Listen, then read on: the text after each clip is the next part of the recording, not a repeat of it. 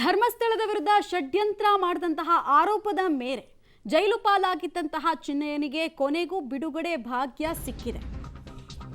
ಬುರ್ರೆ ಚಿನ್ನಯ್ಯನಿಗೆ ಕೊನೆಗೂ ಬಿಡುಗಡೆ ಭಾಗ್ಯ. ಜಾಮೀನು ಸಿಕ್ಕಿದ್ರು ಕೂಡ ಆಚೆ ಬರೋದಕ್ಕಾಗಿರಲಿಲ್ಲ ಈ ವ್ಯಕ್ತಿಗೆ. ಕಾರಣ ಈತನಿಗೆ ಶ್ಯೂರಿಟಿ ಕೊಡೋರೆ ಯಾರೂ ಗತಿ ಇರಲಿಲ್ಲ. ಶಿವಮೊಗ್ಗ ಜೈಲಿನಿಂದ ಬುರ್ರೆ ಚಿನ್ನಯ್ಯ ಅಂತೂ ಇಂತೂ ರಿಲೀಸ್ ಆಗಿದ್ದಾನೇನೋ ಮಾಹಿತಿ ಇದು.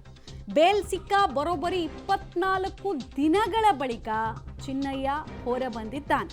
ಶ್ಯೂರಿಟಿ ನೀಡೋರೇ ಇಲ್ಲದೆ ಬೇಲ್ ಬಳಿಕ ಕೂಡ ಜೈಲಲ್ಲೇ ಕಾಲ ಕಳಿಬೇಕಾಗಿ ಬಂತು.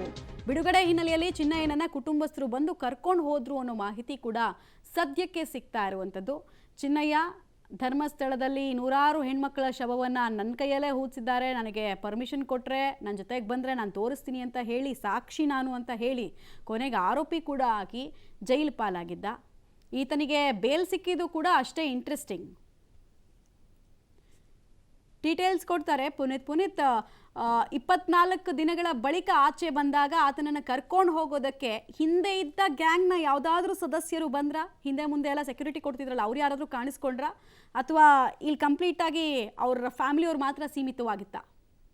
ಮಮತಾ, ಕೇವಲ ಅವರ ಫ್ಯಾಮಿಲಿಯವರಿಗೆ ಮಾತ್ರ ಸೀಮಿತ ಆಗಿರುವಂತದ್ದು. ಆತನ ಹಿಂದೆ ಇರುವಂತಹ ಈ ಷಡ್ಯಂತ್ರಕ್ಕೆ ಸಹಾಯ ಮಾಡಿದಂತಹ ಯಾರು ಕೂಡ ಇರ್ಲಿಲ್ಲ. ಪ್ರಮುಖವಾಗಿ ಚಿನ್ನಯ್ಯ ಸೆಪ್ಟೆಂಬರ್ 9ರಂದು ಬೆಳ್ತಂಗಡಿ ನ್ಯಾಯಾಲಯ ಒಂದು ಆದೇಶ ಕೊಡ್ತದೆ. ಅದು ಶಿವಮೊಗ್ಗದ ಜೈಲ್ಗೆ ಶಿಫ್ಟ್ ಮಾಡ್ಬೇಕು ಅನ್ನೋ ನಿಟ್ಟಿನಲ್ಲಿ ಆ ಶಿಫ್ಟ್ ಅಲ್ಲಿ ಅವಾಗಿಂದಲೂ ಕೂಡ ಅಲ್ಲಿ ಶಿವಮೊಗ್ಗದ ಕಾರಾಗೃಹದಲ್ಲಿ ಚಿನ್ನಯ್ಯ ಇದ್ರು.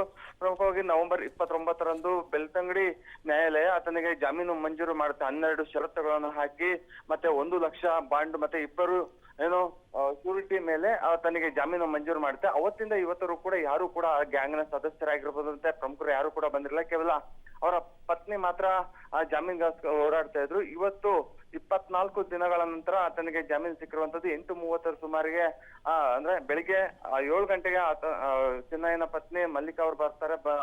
ಇನೋವಾ ಕಾರಲ್ಲಿ ಆಕೆ ಜೊತೆ ಸಾಕಷ್ಟು ಜನರು ಕೂಡ ಅಂದ್ರೆ 4 ಜನ ಬರ್ತಾರೆ. ಬಂದು ಬಿಡುಗಡೆಗೆ ಯಾವೆಲ್ಲ ಕಾನೂನು ಪ್ರಕ್ರಿಯೆಗಳಿಗೂ ಎಲ್ಲವೂ ಕೂಡ ಮುಗಿಸ್ತಾರೆ. ಮುಗಿಸಿ 8:30 ಸುಮಾರಿಗೆ ಆತನನ್ನು ಇನೋವಾ ಕಾರಲ್ಲಿ ಕರೆದೊಯ್ತಾರೆ. ಮಮತಾ, ಧನ್ಯವಾದ ಪುನೀತ್ ತಮ್ಮೆಲ್ಲ ಮಾಹಿತಿಗಾಗಿ.